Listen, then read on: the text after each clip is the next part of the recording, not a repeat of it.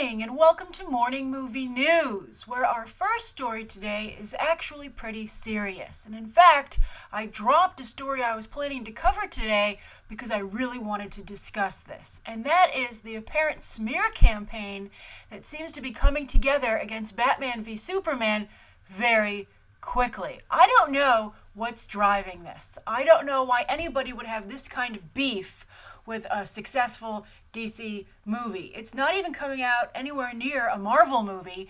And while I know that Marvel movie fans are very well organized and very motivated and very loyal to their side, I've never seen anything orchestrated quite like this. I actually feel it's getting to the level of Fantastic Four, trying to tear a movie down to that degree, which I find very, very troubling because this film looks good.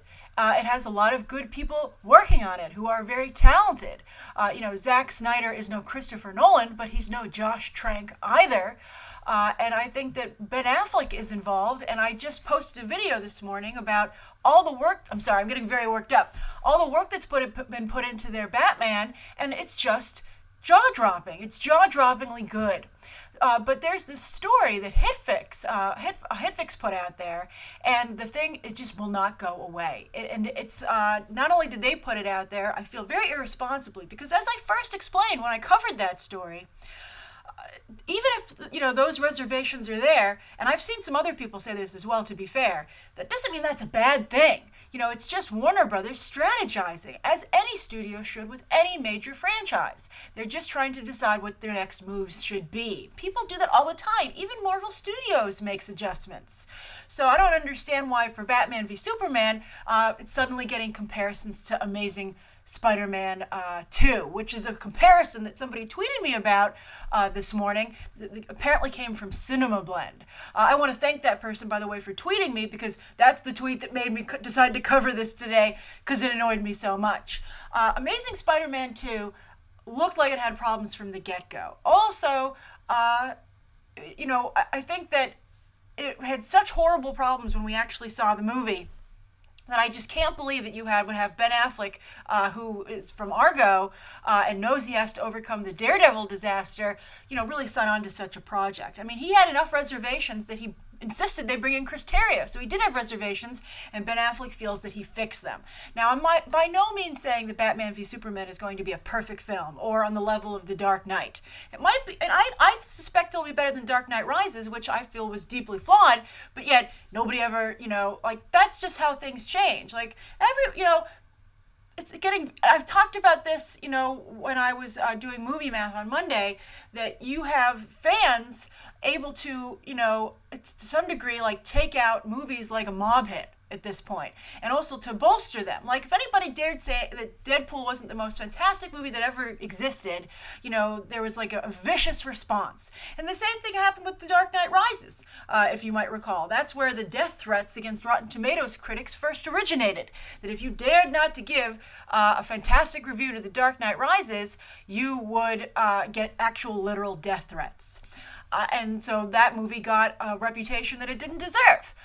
Now, it's not a horrible movie, but it's a very rushed film, and you can tell that Christopher Nolan's heart wasn't in it. It's full of great ideas that are, half executed or poorly executed, and really needed to be two movies. But we're not here to talk about The Dark Knight Rises. We're here to talk about Batman v Superman, a film that just is not getting a fair shake. It came out of the gate so strong. Now, I know a number of people will say, well, what about all the discussion on social media? That's a big number that a lot of people use to defend this movie and to say it's going to do well. Well, the real scary thing is that what is the context of that discussion? What are people actually saying when they discuss Batman v Superman on social media?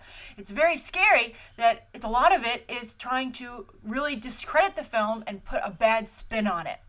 Batman v Superman, it originally had the first weekend in May. It moved to get out of the way of Captain America Civil War. It didn't invite a showdown. It's just trying to get on the board. And I think that it has not trash-talked with anyone, although to be fair, Marvel has never trash-talked. Although I have to say The DC fans have not torn down Civil War to the extent that I see Marvel fans tearing down. And this, well, I shouldn't say fans, because most fans are wonderful. This divide doesn't exist in the world of comic books. For some reason, it's materialized in movies. And it's really terrifying, because I feel like a good movie is not going to get a shot. And so I think the only thing that can be done here is, try not to, feed news stories that are alarmist about Batman v Superman, because I think a lot of it's clickbait, to be perfectly honest with you. I think this story stuck. It's shook enough people's confidence that they're, scared enough to click on further coverage of the story, and it's, it's feeding that monster. Also, if you want to go on there, go into the comments and say, I think this is clickbait. I don't believe this. I think that, Batman v Superman fans can't continue to be polite and quiet because clearly the gloves are off. And I think that's unfortunate. I think it's a shame. I'm sure some people will say, well, what about your Deadpool 13 petition? But I just want to point out that I never said a negative thing ever about Deadpool. I never said anything bad. I was concerned about its box office. Not unnecessarily, as it turns out, because again, a surprising number of children were taken to see the movie. But I thought the movie always looked good. And so I just wanted it to do even better. I wanted more people to enjoy what I thought would be a good film. So I think that this spreading of hate, and again, Fantastic Four, as I've said before, there was good stuff in Fantastic Four. I think that Batman v Superman will be better. I want to make that clear. But I think that Fantastic Four didn't deserve the hate that it got. There was good things there. I think that should have been allowed to continue and to excel. I think the real problem there was the studio interference. And everybody claims they're such a fan of like artistic experimentation, but where were you guys? You're all like, oh, let Deadpool be as vulgar as possible, and you defend that, to your dying typing breath. But, Josh Trank tried to do some really interesting things with Fantastic Four, and nobody defended that, and I think he succeeded to some degree. As many people agree, the underground facility situation when Doom escapes is like it's like really stellar work, and I really thought that was fantastic. And so that wasn't recognized, I think, is very sad. So I'm very worried about Batman v Superman. I think that the alarm bell needs to be sounded for Batman v Superman supporters, and I think we really need to go out there and push for this movie and put out positive word of mouth, because this is just getting out of hand, and I'm very increasingly nervous about this film, because I think this negative ad campaign, and again, I have no idea where it's coming from, but I think that it's picking up speed, and it's really problematic, and I want to see Warner Brothers fight back. This is so frustrating to me. It's like when you have like you're rooting for someone and they don't even fight back themselves. You're like, get up, get some blows in there, man, come on. So I think that we have to help as well. So that's the first story of the day. It's just, I'm sure we'll be talking about this more, but I just really wanted to talk about it today and get that out there to you guys. All right, so the second story of the day. Let me calm down a little bit. The second story of the day is about Kingsman 2. And so far, it looks like Colin Firth will not be coming back, which I think is a big mistake. I think they might be surprised to find out how much they need Colin Firth. But if they were able to replace Colin Firth, perhaps they would not need him as much as one would think, right? That's probably the name of the game. Now, he could come back in a cameo, but word on the street right now is he's not coming back at all. As I think because they made such a big point about what happens to his character in the movie, they don't want to backtrack on it, because then they're actually flying in the face of what the characters say in the movie to some degree. So I can understand that. So, of course, as we've discussed before, Kingsman: The Secret Service, the sequel, goes to the United States. And they're going to have like a American version of the Kingsman. And it looks like the villain that they're courting right now is Julianne Moore. Now, I can understand why they're going after Julianne Moore. I think they feel she's the female equivalent, the U.S. female equivalent of Colin Firth. But I don't think so. I think on paper she is, but let's not forget that Julianne Moore has made plenty of genre blockbuster films. She was just in the Mockingjay movies, which, by the way, didn't perform particularly well. So why would you be like, get me one of the faces of that financial flop, or underperformer? I want her in my movie. I'd be like, sorry, Julianne Moore. I hope you made a lot of money off of Mockingjay.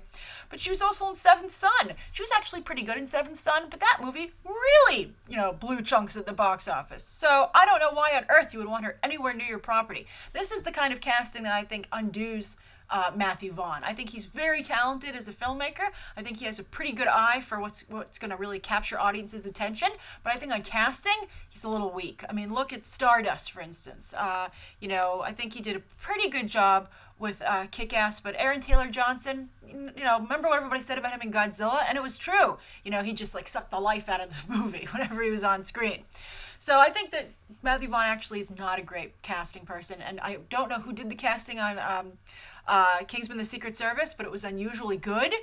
They discovered Taron Egerton, but I think that it looks like they're back to their old problems with the sequel. So I wouldn't hire her, Julianne Moore, under any circumstances. I think they need to find someone who is like Colin Firth in prestige and awards wins, but also the big thing that made Colin Firth so exciting in Kingsman: The Secret Service was that he had never made a movie like that before. So I think they need to get Meryl Streep. How cool would that be if you could put Meryl Streep in an action sequence? That would blow my mind. Also, I think Sandra Bullock would be interesting. She's done big movies, but she's never done an action fighting movie. She's done action comedies, but she's never done this kind of movie. I think Gwyneth Paltrow might be pretty good. Everybody already hates her to some degree. People love to hate Gwyneth Paltrow, and she was very good as Pepper Potts. I liked her quite a bit in the Iron Man films. You could get Frances McDormand. I think she would be very interesting. And then here's a really good one. Jodie Foster has the pedigree, has done some action like Panic Room, so she's good at, I wouldn't maybe call that an action movie, but I think she could do a good job here. I think she'd be good with the stunts. And she has a lot of respect from audiences. So I think there's a whole list of people that they could hire that are way better than Julianne Moore. And that took me literally 5 minutes on Google. So again, I think some casting directors need to push themselves a little bit harder. Maybe Julianne Moore, is very personable. I've actually interviewed Julianne Moore for some small indie film a while back, and she was actually very lovely and charming. But you can't just cast people on who you like spending time with, because at the end of the day, you are answerable to the studio as to why your movie didn't do well. Just ask Francis Lawrence. He's like, I never should have hired Julianne Moore. I'm sorry she ever picked up my book from her kid during a vacation. All right, so anyway, that's how she got the part. Her kid was reading Hunger Games, and she was like, oh, what do you like? Why do you like this so much? And then she was like, this is pretty good, and I see a role for me. And then she approached them, actually. All right, so anyway, that's the second story of the day, and I'm curious. Do you think Julianne Moore will do a good job in Kingsman 2, or do you think she will kill yet another franchise? All right, and what do you think of my suggestions? Do you like any of those better?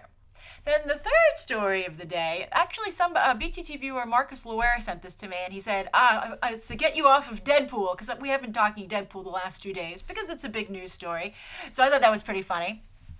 But it's actually a pretty good story. It's not from the most 100% reputable source. It's from the tracking board, but it seems pretty solid, and so I thought it was worth covering because I like the idea and I hope it is true. But I just take it with a grain of salt. So word is, or rumor is, that Ron Howard has been brought on to do Robert Downey Jr.'s Pinocchio, live-action Pinocchio, with Robert Downey Jr. playing Geppetto. And now, Ron Howard, of course, as I've been saying, has reinvented his career. He has a new lease on life as a director, and he was also in the recent Funny or Die story of Donald Trump, which was fantastic. He introduced it. Ron Howard, I think, is a very solid filmmaker, but he's a rare case, and then he went from being a very commercial director to a very, suddenly artistic director, like a new, hungry indie director, so late in his career. I've never seen someone reinvent their artistic style to the degree that Ron Howard has. Now, while I've enjoyed his reinvention, the box office has not. Both Rush and Heart of the Sea were big box office flops, which is really unfortunate. In the Heart of the Sea, though, that was not a great movie. I actually ended up getting to finally see it, and the accents were just horrible. They were all over the place, to the point where I had to pause the movie with the people I was watching with, and I was like, can you understand what people are saying? And is it bothering anyone else that everybody in this movie has, a different accent?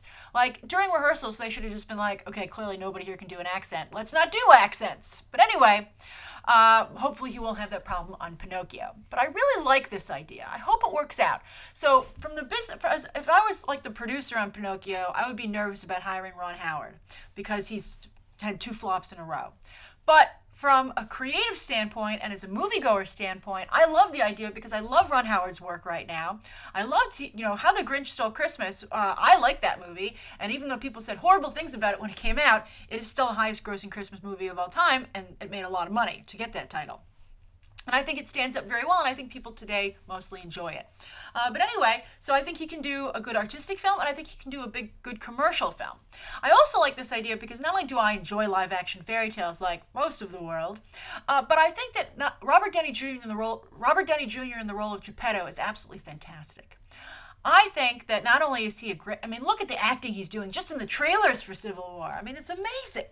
So I think he would not only do a wonderful job as an actor, but I really love this idea of focusing on fathers. You know, one of the great things to come out of, you know, the equality movement is a focus on fathers' rights as well. And, you know, some fathers have really gone to extensive lengths to champion those rights, which I think is really commendable. For instance, there's that group in the UK that dresses up like superheroes and then goes and stands on public buildings to, you know, call attention to the cause.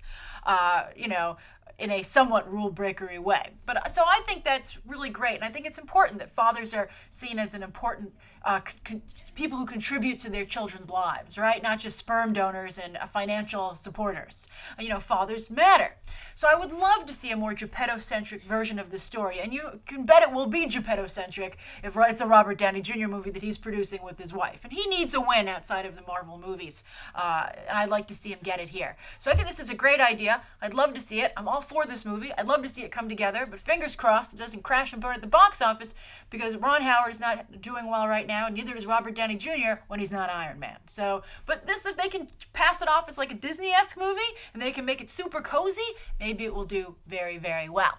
All right, so those are the three stories of the day. And for the viewer question, we're going to circle back to comic book movies because there was a really interesting question yesterday on Morning Movie News. Somebody asked this, and I answered it in the questions, actually. I answered it right away with a comment, but I wanted to talk about it here because I thought it was a really interesting question because I thought about it for the rest of the day, and I was like, you know, we should talk about it on Morning Movie News.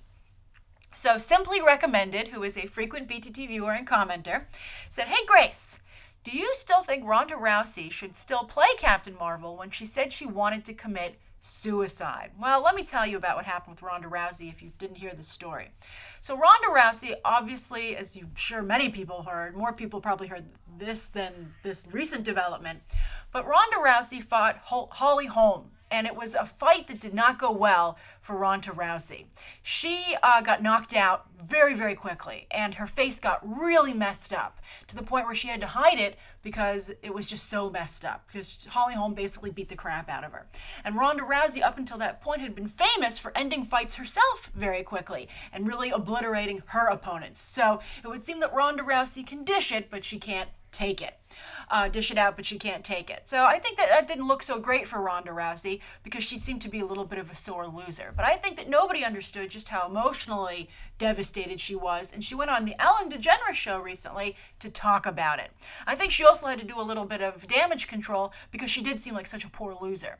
So what happened was that she told Ellen that she was so devastated by her loss and embarrassed by, you know, going from being the person who knocks people out to the person who is knocked out, that she actually contemplated suicide. Now, that's a very delicate subject matter, and I think that anytime someone can call attention to suicidal thoughts and then not following through on them, it's positive. And also to, you know, I think Ronda Rousey probably wants to show some vulnerability there, but I think that, I'm not sure. I'm curious to see how you guys reacted to that. I think on the one hand, it's good to call attention to that and to be supportive, and again, a situation that has a happy outcome. But on the other hand, you know, saying you wanted to commit suicide because your rep was damaged seems a little bit of an overreaction, and, you know, I think doesn't make her look sympathetic. But anyway, as for whether or not this would damage her chances of playing Captain Marvel, I don't think it would. I think that she's already out of the running for Captain Marvel, though, because of something that happened a couple of weeks before that, and that was her hosting gig on Saturday Night Live. She was the second host of the season after Adam Driver. I was very excited to see her because, of course, Saturday Night Live gave The Rock a career. Dwayne Johnson went on there as a wrestler and hosted the show and blew everybody away with his acting ability. And his, you know, he's not like a Shakespearean actor, but he's a good actor, and he's also very funny. And so everybody was really impressed. I remember still to this day, the weekend after SNL, he was on SNL, everybody was talking about what a good actor he was. And also, I believe he signed a couple of movie deals right after that. So I think they were hoping the same thing would happen with Ronda Rousey. So that's another reason I was very interested in her hosting.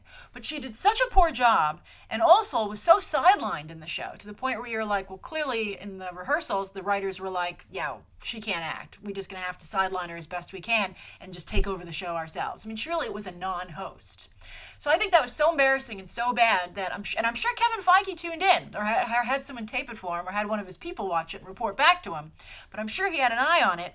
And I would think that after that, it's just a no-go. As a matter of fact, I would think that her agents, who have said they want to turn her into the female Dwayne Johnson, I think they should have serious reservations over whether or not that's still possible after that performance. And I'm very curious now to see Roadhouse. And I think there's a very good chance that will maybe never see the light of day, or if it does, it might go direct to video. But anyway, it was that bad. So I think Ronda Rousey, she had a good moment there to be Captain Marvel. It's over. Now that leaves who?